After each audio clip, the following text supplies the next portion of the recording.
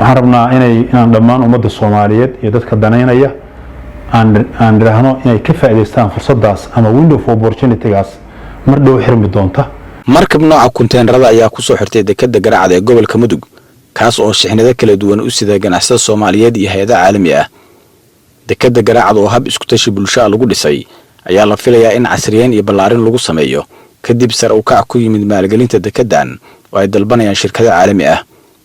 shirkadda wadaagsan oo gacanta ku haysa dekedda Garacad ayaa fursad u dambeysay siisay maalgashadayaasha Soomaaliyeed iyadoo u qabatay muddo 3 bilood ah. maalgelinta caalamiga ayaa fursad u ah mashruuca iyadoo ballaarin lagu sameeyo dekedda sidoo kalena la dhisayo laamiga isku xira Garacad, Gaalkacyo iyo Galdogob. maanta ay taariikhdu beeganta 17kii bishii 2024 waxaa dekedda Garacad ku soo xirtay markabka MV Safari oo ka soo kicitimay magaalada Muqdisho ee caasimadda dalka Soomaaliya. markabkan oo u kireysan hay'adaha qaramada midoobay oo u wada agab loo wada gobolada dhexe ee dalka Soomaaliya baa ku soo xirtay. runtiina waa markabkii ugu weynaa oo ilaa 20,000 oo tana oo ku soo xirtay dekedda Garacad tan iyo intii la furay.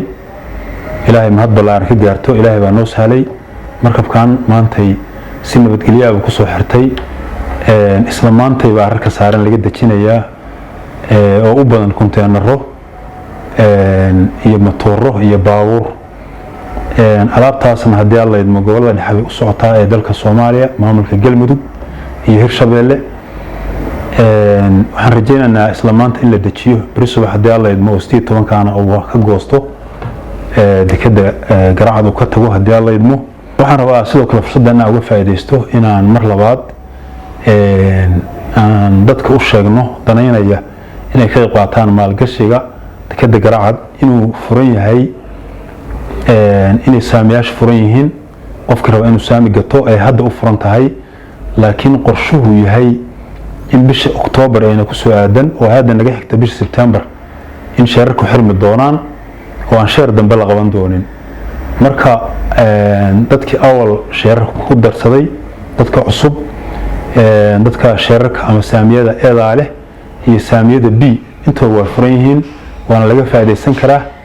wixii xog ah oo u baahan tahay waxaad ka helaysaa website-ka dekedda oo ah dekeddagaracad.com.